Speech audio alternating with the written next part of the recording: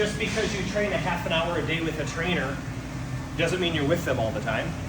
You're by yourself 23 and a half hours a day.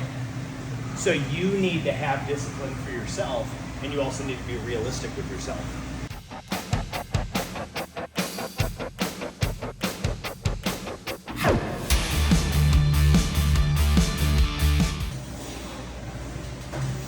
So yeah, so your idea of perfection might be different than mine, but that's why it has to be based on the individual. You know what I'm saying? Yeah. You got that smirk on your face. I think it's funny. But you get what I'm saying. Just because Sally, Joe, and Frank can all do that thing doesn't mean you should. Right. You know what I'm saying? Yeah. And so my entire philosophy is you should go for general fitness if you're not a person who's going to lift 6 days a week.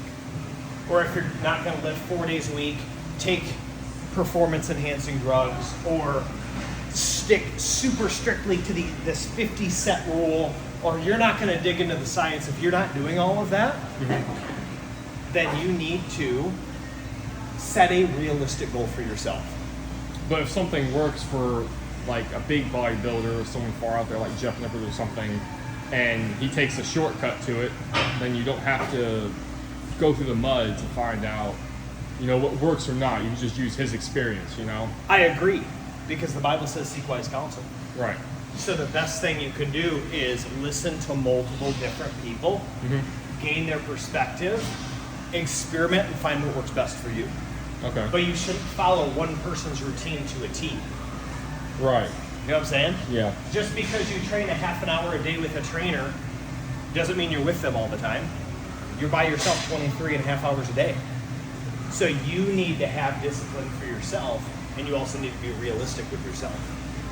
Right. And general fitness is the key, because 99% of the people here aren't going to be working out to the same degree that Jeff Nippert does, or Scott Herman does, or gosh, even like some of the greats, Arnold and Ronnie Coleman. People aren't training like that. They aren't going to go compete. So why do they need to set unrealistic expectations? What it does is it breeds contempt and it breeds disappointment. Because you think you're supposed to be this thing. I've done it. You think you're supposed to be this thing, and so you go crazy trying to be that thing. But it's better to lift 2 days a week 100% of the time than 6 days a week 20% of the time. Because which is going to average higher? Yeah, I agree. It's like the 8% body fat is just unrealistic expectations, you know? If you want to go be on the beach all the time, and you want to go be a model, and that's what you desire, you go do that.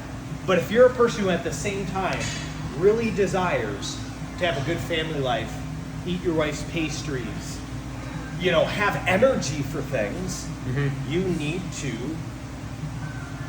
be realistic. And so most people cannot be at that percentage consistently. Right, okay. So what is the point of even getting to it? Well, if it's a fun challenge for someone, cool. I like that. Cool, you have a fun challenge, you do it. But don't just do what Sally, Joe, and Frank are doing because Sally, Joe, and Frank are doing it. Don't just say, okay, so this person's program on YouTube, it worked for them, let me do that too. Right. No, you need to experiment and learn for yourself. And I think that aligns with what you said too. And really think about it.